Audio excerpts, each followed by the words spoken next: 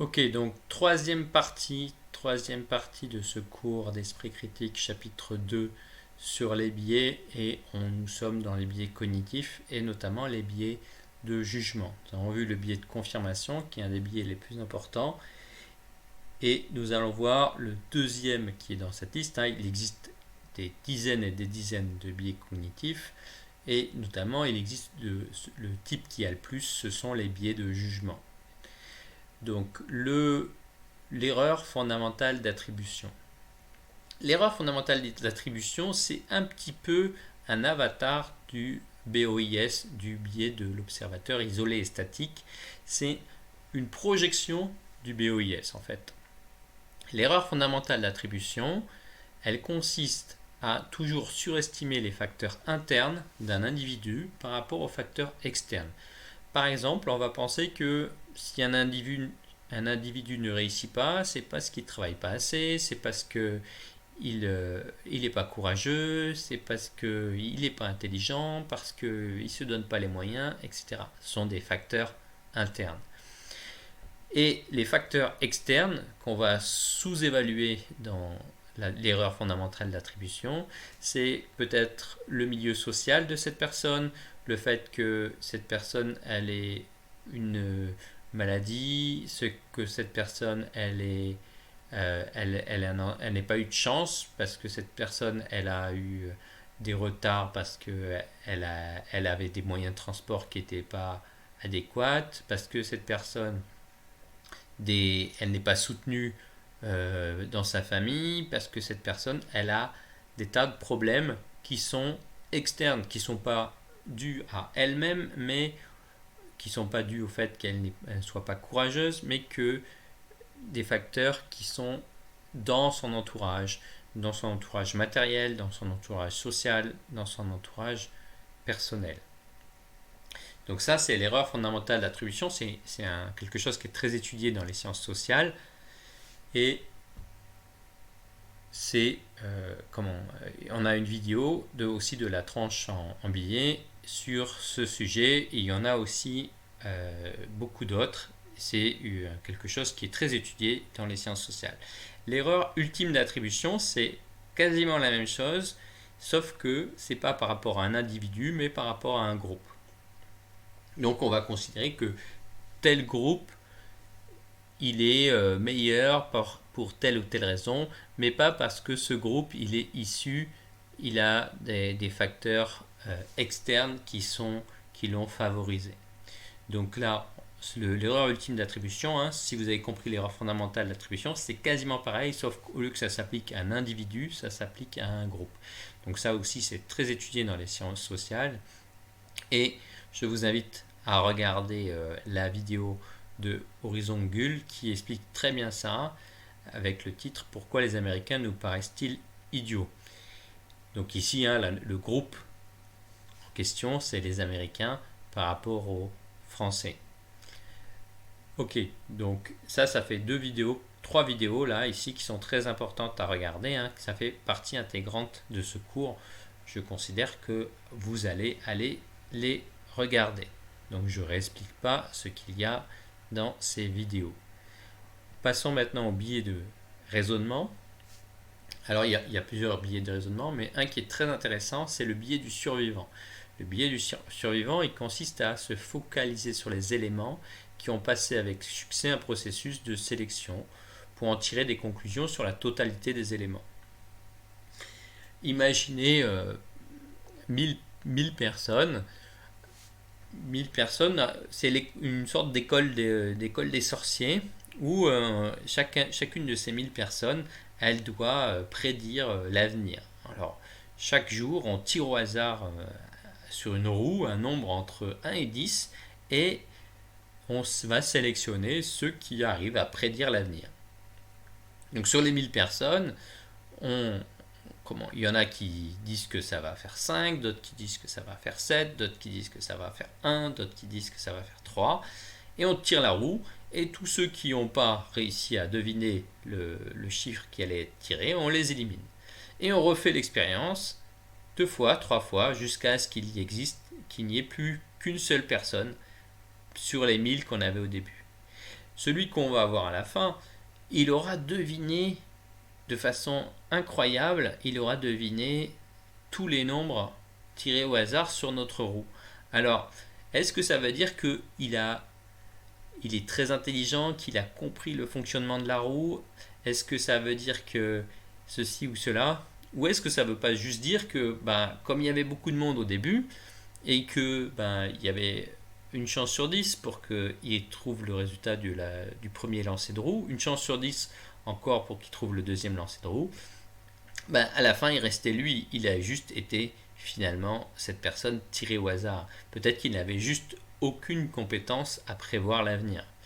Donc cette notion de biais du survivant, si on regarde seulement celui qui a réussi à la fin et qu'on se demande pourquoi il a réussi, peut-être il a réussi uniquement grâce au hasard.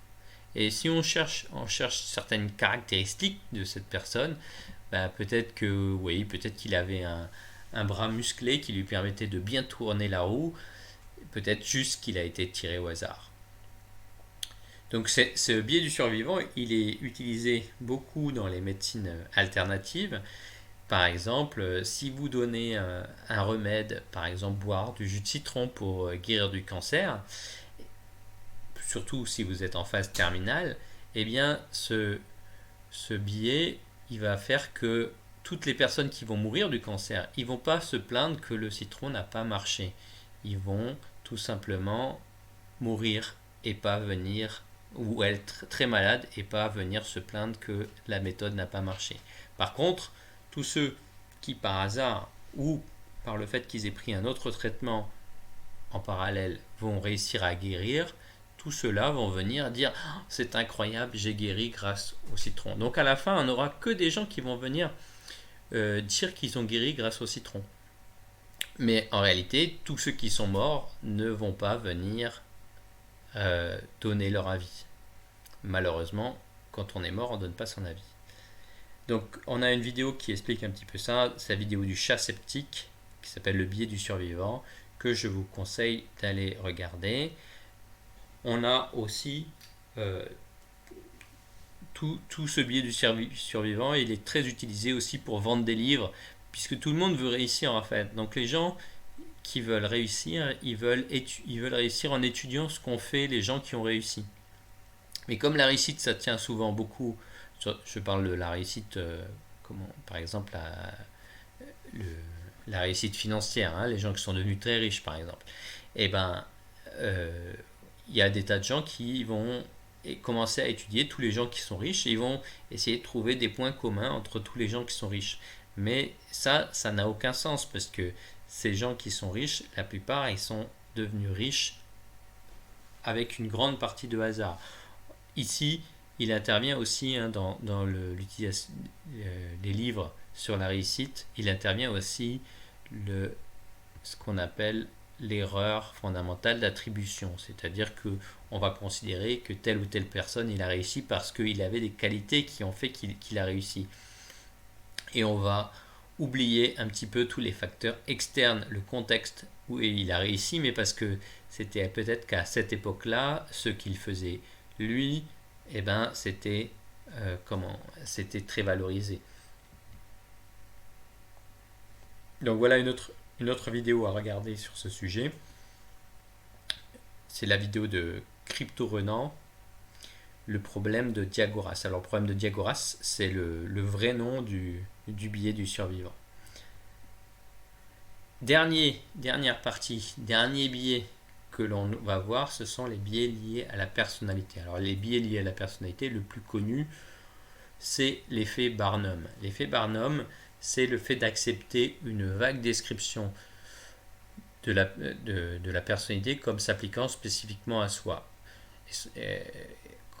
L'expérience se passe comme ça, on demande à des gens soit de donner leur signe astrologique ou bien de répondre à un test et on va leur donner un papier sur lequel est écrit une description de leur personnalité et ils doivent noter cette description avec un nombre allant de 1 à 5. 5 voulant dire que ça s'applique parfaitement à eux et 1 ça veut dire que ça ne s'applique pas du tout à eux. Et l'expérience qui a été refaite plusieurs fois, elle montre qu'on obtient souvent une moyenne bien au-dessus de 4 à 4,2, donc une moyenne très élevée, alors que tout le monde a reçu le même papier. Donc tout le monde pense que ça lui correspond, ça correspond spécifiquement à sa personnalité, alors que les gens ont tous la même description. Donc on a Damien Vareille qui a refait cette expérience, c'est assez intéressant, et cet effet Barnum, il est connu pour être ce qui fait marcher l'horoscope. Quand vous lisez un horoscope, l'horoscope est toujours fait avec ce genre de phrases un petit peu vagues et qui vont pouvoir s'appliquer à tout le monde, sinon à presque tout le monde. Donc, on a deux vidéos. On a aussi une vidéo de Spline qui explique l'effet Barnum. Donc, c'est un effet qui est très connu, très étudié. Et on voit que, ici, c'est assez intéressant parce que on voit que les billets sont directement connectés avec un système qui permet de gagner de l'argent. Par exemple, l'horoscope. Alors ici, on pourrait parler un tout petit peu de l'horoscope et de la façon dont l'astrologie permet de gagner de l'argent. Alors la façon dont ça permet de gagner de l'argent, on appelle ça le modèle économique.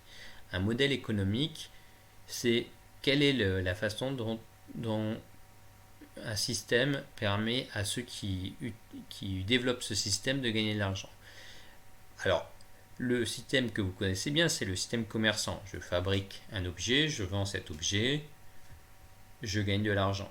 Ou j'achète un objet, je revends le même objet plus cher, je gagne de l'argent.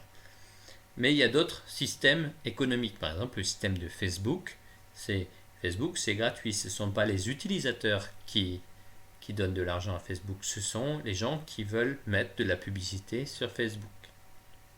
Donc le modèle économique de Facebook, c'est pas du tout le même modèle économique que le modèle économique marchand habituel. L'astrologie, ça marche avec deux modèles économiques assez différents. Il y a les gens qui sont astrologues, qui ont un cabinet d'astrologie. Eux, les gens viennent chez eux, ils leur demandent de leur tirer les cartes ou de leur faire un thème astral ou quoi que ce soit, et ils vont gagner de l'argent comme ça, parce que des gens vont venir chez eux et payer. Mais vous pouvez constater que l'horoscope qui est à la radio ou dans le journal, cet horoscope n'est pas payant. Vous ne payez pas quand vous écoutez l'horoscope à la radio, on ne vous demande pas d'argent. Donc on peut se demander, et c'est une question à laquelle je ne vais pas répondre tout de suite, je vous laisse réfléchir à ça, qu'est-ce qu'on gagne à faire passer des horoscopes gratuits à la radio ou dans le journal? Où est-ce que les gens qui font ça, ils le font pour gagner de l'argent, mais où est-ce qu'ils gagnent de l'argent? Ça, c'est une question à laquelle je vous demande de réfléchir. Voilà, c'est tout pour ce cours. Je vous dis à bientôt.